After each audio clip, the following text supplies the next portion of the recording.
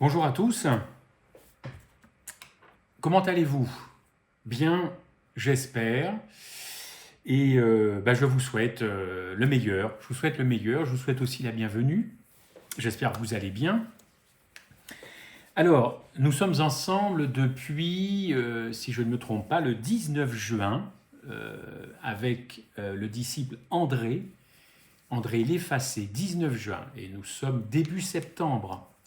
Donc, nous avons déjà un vécu ensemble. C'est pas tout à fait terminé. Je crois qu'il reste 2 disciples. Et encore merci pour votre fidélité à cette série. Merci à ceux qui nous ont rejoints en cours de route. Ils peuvent évidemment rattraper tous les disciples qui ont été étudiés, puisque sur la chaîne YouTube, évidemment, vous le savez, sont archivées ces vidéos. Je vous remercie encore pour vos messages. Pour vos commentaires, vos remarques. Et voilà, j'ai constaté aussi, oui, que le temps passe vite. Mi-juin, début septembre. Eh bien, écoutez, c'est un plaisir. J'espère que vous apprenez, tout comme moi d'ailleurs, sur le caractère de ces disciples et surtout sur la transformation opérée, évidemment, par Jésus-Christ. Alors, aujourd'hui, je vous souhaite d'abord une bonne fin de semaine, un bon week-end, un bon début de sabbat. Nous sommes vendredi 4 septembre et je vous propose à l'étude, eh bien, après notre ami Judas, alors notre disciple, notre étude, je ne voudrais pas que vous ayez des arrière-pensées quand je dis mon ou notre ami Judas, après Judas, nous allons voir un autre disciple tout à fait intéressant quant au caractère, et j'ai beaucoup appris.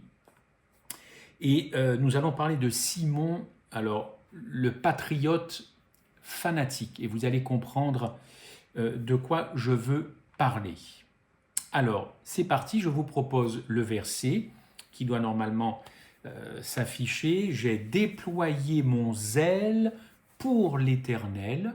J'ai déployé mon zèle pour l'Éternel, le Dieu des armées. Vous retrouverez ce verset dans 1 Roi 19 au verset 10. 1 Roi 19, verset 10. Alors oui, on peut le dire, Simon représente eh bien, un grand nombre d'hommes, un grand nombre de femmes, fiers d'ailleurs de leur pays, fiers de leur nation, attachés à leurs origines, fiers de leur couleur de peau, fiers de leurs croyances et défendant leurs croyances, fiers de leur religion, de leur dénomination, bien ancrés dans leur certitude patriotique, nationale, religieuse. Et lorsque les évangélistes présentent les disciples choisis par Jésus, ils parlent de Simon au moyen d'appellations étranges. Matthieu 10 et Marc 3 utilisent un terme araméen, le cananite, ou le cananéen, le cananite, pour le décrire, tandis que Luc, lui, emploie ce même terme, mais en grec, le zélote. Donc le cananéen, le cananite, la version grecque, c'est le zélote. Il s'agit bien, évidemment, vous l'avez compris, de la seule et même personne. Alors, qui est ce Simon? Simon, c'est le 8e apôtre. C'est également le plus âgé. Je n'ai pas réussi à trouver son âge, mais paraît-il, c'est le plus âgé. Et oui, il est appelé le Cananéen ou le Cananite, non pas qu'il fût né en terre de Canaan ou à Cana, en Galilée, mais encore une fois, il est appelé ainsi parce que le terme cananéen signifie quelque chose, et cela signifie zélé dans la langue araméenne. Zélé, donc. Le cananite, le cananéen, c'est quelqu'un qui est zélé dans la langue araméenne. Si les évangélistes, chers amis, désignent donc Simon comme le zélote, ce n'est encore une fois pas pour le différencier de Simon-Pierre, l'autre, mais bien pour nous dévoiler un trait de son caractère, et nous allons étudier cela, chers amis. C'est la raison pour laquelle je vous propose ces études. En effet, le zélote, ça veut dire zélateur, celui qui agit avec zèle. Jusque-là, vous me direz, avoir du zèle, c'est plutôt bien.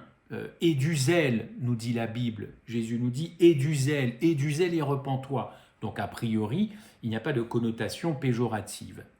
Encore que le mot zélateur ne se trouve qu'une fois dans l'Écriture, c'est l'apôtre Paul, parlant de son zèle pour Dieu dans le judaïsme. Il écrit, vous le savez, qu'il persécutait outre mesure l'assemblée de Dieu et la dévastait. Pourquoi? Parce que, étant le plus ardent zélateur des traditions, vous retrouvez ce texte dans Galates 1, verset 14, le plus ardent zélateur des traditions. Il dit aussi aux Philippiens, quant au zèle persécutant l'assemblée. Philippiens 3, on est toujours dans le zèle. Dans l'apologie qu'il présente à Jérusalem, il rappelle qu'il a été instruit dans l'exactitude de la loi de ses pères, ça vous le savez, étant zélé pour Dieu, acte 22. Ce même zèle, d'ailleurs, il le reconnaît chez le peuple juif dans son ensemble.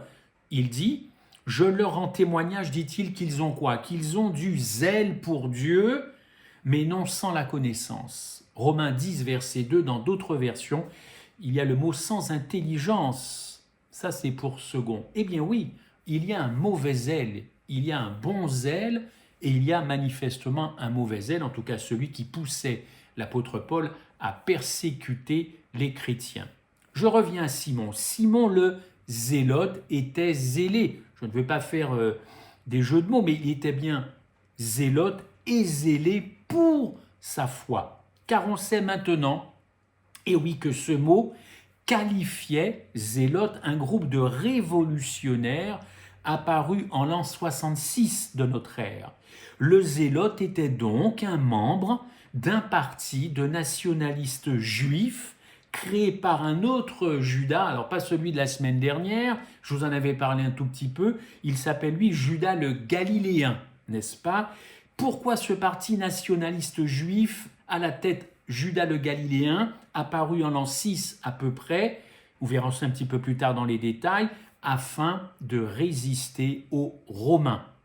L'existence d'ailleurs de ces zélotes est attestée par un historien juif, Flavius Joseph, dont je me suis beaucoup inspiré évidemment, contemporain de Jésus-Christ, je crois, qui a beaucoup écrit sur les débuts du christianisme et sur l'histoire des crucifixions de Jérusalem. Donc j'ai puisé évidemment à la source de ces dires. Donc l'existence de ces zélotes, je suis obligé de vous parler un petit peu de l'histoire pour que vous compreniez d'où vient ce Simon. C'était un zélote et encore une fois son parti est attesté au temps de la grande révolution juive à partir de 66. On en reparlera un petit peu si vous voulez bien, car oui, il y a eu une grande révolution juive en l'an 66 qui a été matée, maîtrisée, mais au prix de, évidemment, beaucoup de morts. Ces zélotes, chers amis, parti constitué, il y a des membres, eh bien, ce mouvement a dégénéré en un corps de terroristes, en un corps d'assassins, je ne sais pas si vous le saviez, que l'on appelle les sicaires.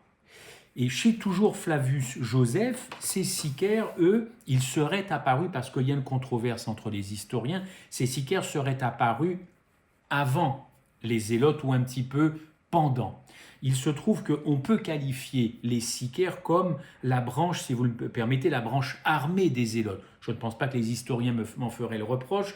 La branche armée, comme souvent dans un parti politique, on fait de la politique, mais il y a toujours une frange, parfois pas toujours, de gens un petit peu plus radicaux. Bien, les sicaires viennent des zélotes. Il y a une collusion, il y a une entente d'esprit.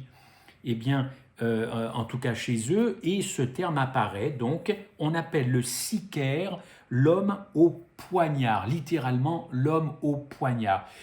Et je vais vous montrer une photo de ce qu'est une sicae ou un sicae en latin, c'est ce poignard avec cette particularité, je vous le montre avec un bout, je pense que vous le voyez, on n'a pas aimé recevoir ça dans le ventre, avec évidemment un bout un petit peu tordu là, probablement pour faciliter la pénétration dans un corps humain.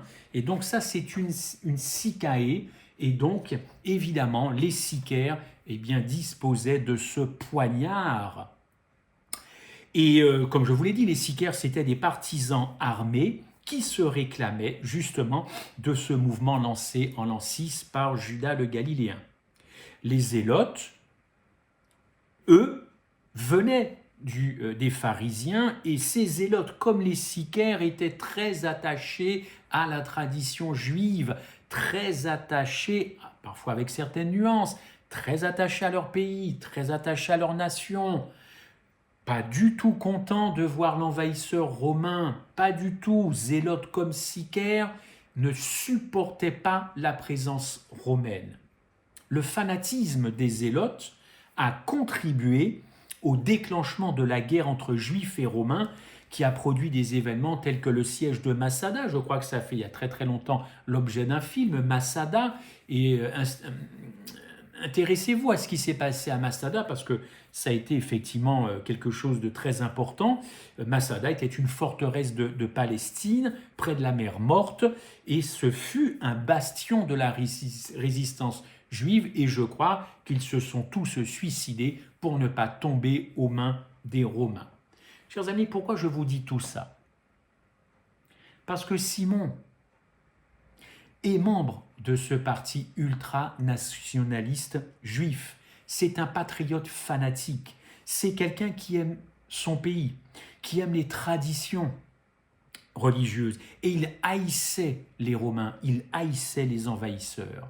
Lorsque Jésus a choisi Simon, Jésus connaissait l'engagement de cet homme, son engagement politique. Il le connaissait. Il savait bien que Simon vivait selon des convictions bien ancrées et que son amour, d'ailleurs, pour le peuple juif n'était plus approuvé. La terre, le pays, les racines. Tout ça, ce n'était pas évidemment approuvé. Alors, question, comment ce fanatique politico-religieux, activiste armé ou peu armé, parce que là encore, certains pensent que Simon n'était pas devenu un sicaire, mais en tout cas, il était tout à fait d'accord avec ce qui pouvait se faire. Comment cet homme en est-il arrivé à suivre Jésus-Christ? Ça, c'est une question que je vous pose et évidemment que je me pose. Était-il intrigué par ce Jésus qui rassemblait des foules, qui faisait des miracles? Pensait-il d'ailleurs que Jésus serait ce libérateur du peuple juif, ce Jésus qui chassait les Romains, ou qui chasserait les Romains, qui chasserait les envahisseurs? Simon le Zélote était cet homme, profondément enraciné dans sa religion et ne supportant pas les autres, ne supportant pas les Romains. Cependant, ce sont les paroles de Jésus-Christ qui vont prendre le dessus sur cet homme et qui vont le convaincre de suivre Jésus-Christ. Vous savez, Jésus connaissait le cœur et l'histoire de Simon. Jésus avait-il besoin d'un homme faisant partie d'un groupe nationaliste usant de violence, comme les sicaires, pour se faire connaître comme roi des Juifs? Non, bien sûr que non. Jésus fera passer Simon par des moments difficiles chez cet homme, mais évidemment qui vont transformer Simon. Je vous propose un premier texte, Matthieu 8, versets 5 à 13. Peut-être que vous le connaissez, Matthieu 8, versets 5 à 13. Je vais lire avec vous. Et Jésus étant entré dans Capernaum, un centenier vint à lui, le priant et lui disant, Seigneur, mon serviteur est au lit dans la maison malade de paralysie et fort tourmenté. Et Jésus lui dit, j'irai et je le guérirai.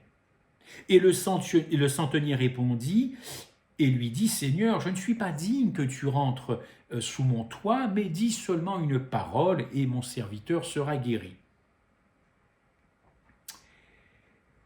Car quoique je sois un homme soumis à la puissance d'autrui, j'ai sous moi des soldats et je dis à l'un va et à l'autre vas-y, enfin voilà, viens et il vient, il y a mon serviteur, fais ci, fais ça, bon, tout le monde fait ça. Verset 10, Jésus l'ayant entendu en fut étonné. Et il dit à ceux qui le suivaient, je vous dis en vérité que je n'ai point trouvé une si grande foi, pas même en Israël. Retenez bien la fin de ce verset, une si grande foi, pas même en Israël. Oh là là, à ce moment-là, Simon faisait encore peut-être partie des opposants les plus durs aux Romains, les opposants armés. Rappelez-vous, Simon leur vouait une haine féroce pour s'être emparé de la terre juive, ces Romains, de son peuple, et aussi pour imposer une autorité. Alors comment Simon a-t-il vécu cette scène? Comment a-t-il vécu cette scène où un Romain, pire, un militaire romain, donc l'occupant, l'envahisseur, comment peut-il s'approcher du Maître Jésus-Christ, grand espoir de la nation juive, pour le prier de sauver son serviteur? Chers amis, est-ce que Simon n'a-t-il pas espéré que Jésus rejette cette demande? Si vous étiez à la place de ce Simon, n'auriez-vous pas espéré que votre guide, que votre rabbi, votre rabouni, eh bien, rejette cette demande de ce centurion? Vous savez, ce n'est pas parce que l'on suit Jésus que l'on est exempt de mauvaises pensées, de mauvais sentiments, de sentiments amers envers une personne qui nous aurait fait du tort. Oh, chers amis, Simon peut vous en dire long sur la leçon qu'il a reçue de ses relations avec les envahisseurs. Simon attendait probablement, mais même sûrement, je m'engage là-dessus, que Jésus dise non à la demande de ce centurion. Non, pas question que Jésus, toi, tu satisfasses cette demande de cet envahisseur. Va supplier plutôt ton empereur César afin qu'il guérisse ton serviteur, aurait pu se dire Simon. Tu n'as rien à faire ici, va-t'en, débrouille-toi pour la guérison de ton serviteur, aurait pu dire Simon. Mais qu'est-ce que répond Jésus? Je viendrai et je le guérirai. Imaginez la réaction, chers amis, un instant de Simon. Comment est-ce possible? Comment est-ce possible, a dû se dire Simon dans sa tête, mais tu ne vas pas répondre à cette demande, tu ne vas quand même pas aller chez lui, alors que son peuple nous humilie, son peuple nous opprime, son peuple nous prend pour une carpette, mais comment peux-tu faire cela? Son peuple, encore une fois, nous a volé nos biens, volé nos femmes, volé nos maris. Comment Jésus-Christ peut-il accepter cette demande de ce pharisien? Alors certains pourraient dire, plutôt peut-être pour certains, envie de dire à Simon, bon Simon, calme-toi, car ce centurion n'est pas tout à fait, n'est-ce pas, comme les autres militaires romains. Nous savons qu'il aime le peuple juif et il a même aidé, selon Luc, à la construction d'une synagogue. Donc bon, c'est... Calme-toi, Simon, c'est quand même quelqu'un d'à part. Non, ça ne marche pas. Ce genre d'argument ne marche pas quand vous avez la haine vissée au cœur et à la tête. Non, ça n'a pas d'effet. Quand on est un zélote de l'époque, un Romain, c'est un Romain. Pas de cadeau, pas d'exception, et c'est comme ça. À partir, encore une fois, où vous êtes l'ennemi de quelqu'un, l'ennemi d'un peuple, d'une nation, je le répète, dans leur esprit à cette époque, pas de cadeau, pas de pardon. D'autant d'ailleurs que le trouble va s'amplifier à ce moment-là, dans ce contexte-là, dans la tête de Simon. Car à ce moment-là, pour Simon, le problème c'est Jésus, ce n'est pas le centurion romain. C'est Jésus qui a un problème. Et ça va être se compliquer parce que vous le savez, Jésus va aller encore plus loin que cela. Je vous le dis, chez personne en Israël, je n'ai trouvé une telle foi. Alors là, chers amis, c'est une bombe. C'est une bombe, c'est une insulte, c'est un mépris venant de Jésus-Christ pour les Juifs et pour Simon. Certes, Jésus ne s'adresse pas à Simon, il s'adresse évidemment en général. Mais Simon l'a pris pour lui, cette affaire-là. Et encore une fois, même si Jésus ne vise pas spécialement Simon, Simon qui est à une étape cruciale de sa vie, où il balançait entre terrorisme et nationalisme pur et dur, il a dû se dire, alors là, c'est le pompon, mais c'est vraiment le pompon. Qui est ce Jésus que je suis en train de suivre ou que je suis, pour l'instant, au début de ma marche avec lui? Qui est-il? Comment peut-il louer et bénir un Romain, un ennemi de la nation juive, au lieu de maudire ces Romains? Comment peut-il être le roi sur cette nation? Car vous le savez, c'était le grand rêve des Juifs. Comment peut-il être le roi sur cette nation alors qu'il est en train d'aider, de donner un coup de main à nos envahisseurs? Mais vous imaginez dans le crâne de Simon l'écho de cette phrase « Je n'ai pas trouvé en Israël plus de foi que dans ce centurion romain ». Mais écoutez, si on venait vous dire quelque chose comme ça, évidemment reformaté, recontextualisé, mais vous vous diriez, mais il y a quand même un problème. Mais Simon, chers amis, a dû être déboussolé en entendant son maître parler comme cela. Déboussolé, déstructuré, démoralisé, découragé. Qu'est-ce que je fais? Je laisse la lutte armée avec mes amis sicaires, lutte légitime selon eux, pour suivre l'amour agapé qui est en train de fricoter avec l'occupant romain. Chers amis, il faut longtemps longuement cheminer avec Christ pour ne plus réagir aussi vivement comme Simon. Il faut longtemps cheminer avec Jésus pour ne plus regarder à soi-même, pour ne plus revendiquer notre lopin de terre, notre couleur de peau, pour ne plus rien d'ailleurs revendiquer du tout. Il faut longuement cheminer avec Jésus pour que nous bénissions ceux qui nous maudissent. Il faut longuement cheminer avec le Christ pour finalement s'oublier soi-même. Jésus à Golgotha, c'est le renoncement, c'est l'incarnation du renoncement à lui-même. Je donne ma vie de moi-même. Lisez ce texte en Jean 10. Et combien de fois le Christ l'a dit? Je le fais moi-même, je le fais pour vous, je donne ma vie. Incarnation du renoncement. Mais c'est ça la vie éternelle, c'est ça le christianisme. S'oublier soi-même au profit de l'autre, quand bien même et surtout si cet autre-là est mon pire ennemi. Mais comment absoudre un ennemi? Comment pardonner un ennemi? Voilà le christianisme. Tout le reste, oserais-je dire, ce n'est pas important? Non.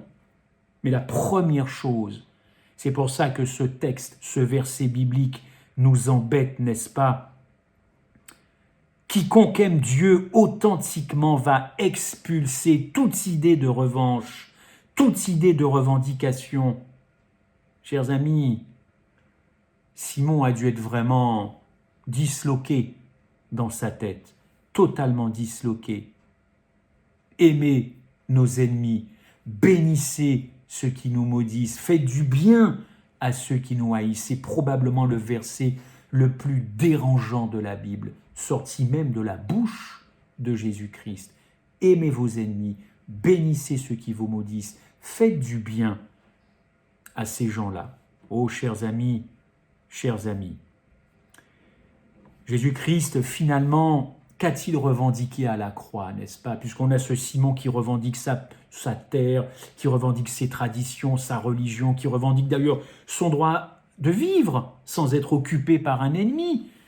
Mais qu'a revendiqué le Christ à la croix? Rien de ce qui le concernait. Tout pour la race humaine, tout pour toi, tout pour vous, tout pour nous. Rien pour lui.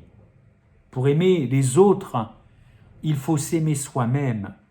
Christ était là pour relever la race humaine après l'échec de l'Éden, relever l'humain après l'échec du péché. Quand Simon a de la haine comme ça contre les Romains, mais il a de la haine contre lui-même, c'est quelqu'un qui ne s'aime pas pour ne pas pouvoir aimer les autres. Aujourd'hui, ce vendredi, examinons nous-mêmes. Quelle est notre religion? Quel est notre christianisme? Quel est notre positionnement face à l'Évangile? Du blablabla, beaucoup de textes, beaucoup de doctrines, beaucoup de croyances, Et le premier qui passe en voiture, qui nous jette un mauvais œil, c'est une racaille. Il faudrait peut-être même l'expulser si sa couleur de peau n'est pas comme la nôtre. Ah. J'aime la réaction du Christ, hein, n'est-ce pas? J'aime cette réaction. Vous savez, Jésus a mis en application avec ce centurion ses précédentes prédications. Aimez vos ennemis, je vous le disais tout de suite, bénissez ceux qui vous maudissent, faites du bien à ceux qui vous haïssent et priez. Vous comprenez, il y a aimer, bénissez, priez pour ceux qui vous maltraitent et qui vous persécutent afin que vous soyez fils de votre Père qui est dans les cieux. Vous connaissez ce texte, Matthieu 5, verset 44. Encore une fois, probablement le verset qui nous dérange le plus. D'ailleurs, c'est le verset dont on ne veut pas. On veut embrasser absolument l'évangile, reconnaître Jésus-Christ. Alléluia, tu es notre sauveur. Mais alors, Matthieu 5, 44, non, c'est pas applicable. C'est pour l'instant pas applicable. C'est même pas du tout applicable nulle part, puisque au ciel, nous n'aurons pas d'ennemis. Donc sur terre, c'est pas applicable, et au ciel, ce verset ne se pose pas. Bon, bah, écoutez, on a quand même un petit souci, n'est-ce pas? Chers amis, si le Christ a choisi Simon, c'est parce que cet homme, évidemment, possédait des convictions, mais qui, au service de Jésus, pouvait produire de grands miracles. Et Simon, d'ailleurs, va comprendre avec le temps ce que Paul a écrit plus tard. Vous connaissez bien ça. Et quel beau verset, surtout en ce moment. Il n'y a plus ni juif, ni grec, ni esclave, ni homme libre. Il n'y a plus ni homme, ni femme, car vous êtes un en Christ. Alors les mauvais esprits pourraient s'arrêter à « il n'y a plus ni homme, ni femme ». On n'est pas dans le genre, hein, évidemment, hors contexte. Galates 3, 28. Il faut lire la suite. Car tous, vous êtes un en Christ. Quand Simon a dû tomber, je ne sais pas, peu importe, mais enfin, si Simon un jour a eu l'occasion de lire ça, il a dû se dire, mais j'ai fait des grosses bêtises. J'ai probablement tué ou j'ai validé des assassinats. J'étais en accord avec ces assassinats. Chers amis, pour vous montrer d'où revient ce Simon au contact de Jésus-Christ, laissez-moi revenir sur ce mouvement des sicaires pour vous montrer à quel point le Christ a transformé le cœur de Simon. Dans quel état d'esprit était-il? Encore une fois, je prends mes sources chez l'historien juif de culture grecque, Flavius Joseph. Il écrit sur les sicaires. Les sicaires sont apparus en Judée, une province qui était rattachée administrativement par Rome à la Syrie et soumise à l'autorité d'un préfet. Et c'est vrai qu'un jour, sur ordre d'Auguste Quirinius, vous pouvez vérifier tout ça, hein, Quirinius, le gouverneur de Syrie, en l'an 6, il s'est dit « je vais leur lancer comme un sondage », un recensement, pardonnez-moi, je suis trop actualité, un recensement destiné à déterminer l'assiette de l'impôt. Un Galiléen, je vous en ai parlé tout à l'heure, Judas le Galiléen, a dit non, stop. Il a soulevé ses compatriotes. Il leur disait d'ailleurs que c'était une honte de payer l'impôt à Rome, un tribut à Rome. Pourquoi? Car seul Dieu est autorité, seul Dieu a autorité. Et à cette époque, les sicaires, je vous l'ai dit, c'était une société secrète, n'est-ce pas? Eh bien, qui consentait surtout à ne pas se soumettre aux Romains. Les sicaires ainsi que les zélotes, on va dire la branche politique, prônaient l'application de la violence fondamentaliste. Fondamentaliste, refus de l'impôt et refus d'un certain nombre de choses. Car Dieu a seule autorité, en Dieu seul est la liberté qu'ils n'avaient pas puisqu'ils étaient occupés, et Dieu était le seul maître, le seul juste, et leur combat n'était pas seulement un combat nationaliste à ces sicaires et ces zélotes, aujourd'hui on dirait, et surtout qu'ils avaient une dimension religieuse, mais vous l'avez bien compris.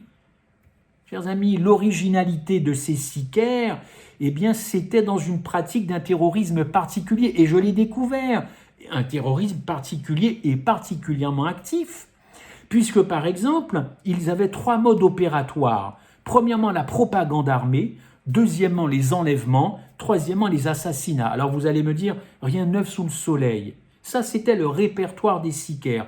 rapidement, pour que vous compreniez la tête, le cerveau de Simon. Propagande armée, les sicaires brûlaient les archives, les registres de dettes et de prêts dans les villes de Jérusalem, dans les villes où ils opéraient, justement afin de s'acquérir la masse des débiteurs juifs, évidemment, qui étaient obligés de payer les Romains. Plus de papier, on ne sait plus rien. Les sicaires s'en prenaient aux collecteurs d'impôts juifs, et notamment, probablement, des personnes comme Matthieu, comme Zachée. Vous le savez, nous l'avons vu, très impopulaire, très impopulaire. Deuxièmement, les enlèvements. Probablement que Simon a peut-être validé des enlèvements. Les sicaires prenaient en otage, évidemment, des personnes, et spécialement lors des fêtes religieuses. Pourquoi? Il y avait beaucoup de monde. Alors, ils se fondaient dans la foule, ils enlevaient un homme, et puis l'affaire était réglée. On dit même qu'ils ont enlevé le fils du grand prêtre Ananias.